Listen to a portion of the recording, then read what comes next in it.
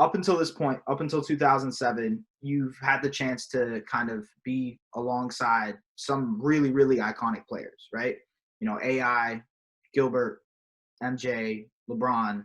It just, like I said, it seems like you were always brought in to be that second option, that second fiddle, just to help them get to a point where they are, right? What made you specifically the perfect player to pair with these guys? Like I said, I'm a laid back guy. I'm a chill guy. It's not about me. I'm not the loud guy. I'll talk to the media. I'll say what's on my mind, but I don't play a lot of games as far as with communication. So I'm there to support. When a guy that needs some help, or like a Bron or AI, if he looks over his shoulder, or GA, if they look over their shoulder, I'm there. Mm-hmm. So, and that's a compliment to any guy that's trying to, help push a team forward. Is the ability to look, over your shoulder and see a guy that is not going to back down. He's going to stay there and fight with you.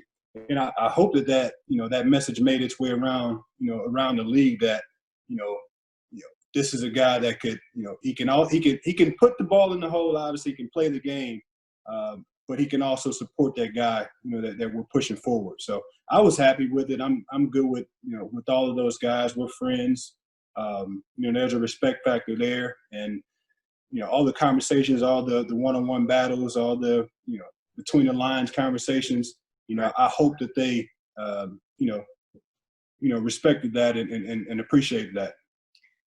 I think I love that answer, by the way, because it's the outside of basketball element of it. But I think inside of basketball, like, what made you so perfect to pair alongside those guys is because you were a combo guard, and a combo guard, in a sense, you had the ability to stretch the floor. You could shoot. You could score off the dribble. You had a versatile amount of defense that you could guard, probably 1 to 3, I'd say at the time.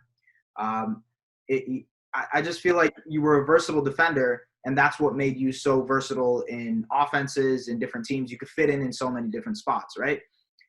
Fast forward to 2020, half of the NBA is like that. There's so many players that are in that exact same build. What you could define as the Larry Hughes build, which is just 3-and-D type players. I mean, do you feel like you would have got way more paid if you played in this era right now?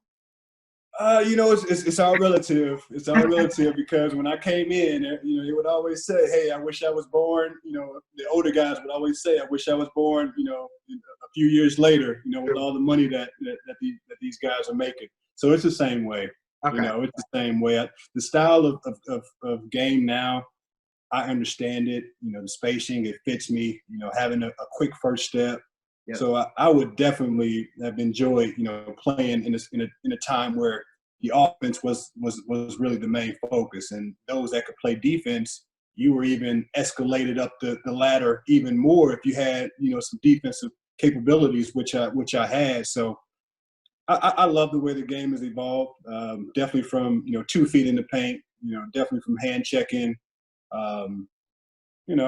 And I have a son that's playing now, so maybe he'll have the ability. I was going to get to that. Yeah. Maybe he'll have the ability to reap some of those benefits of the day. But my time is sailed on. No, man. Hey, but you're still finding a way to contribute to the game. With your basketball academy and what you've done for the youth of St. Louis when it comes to basketball.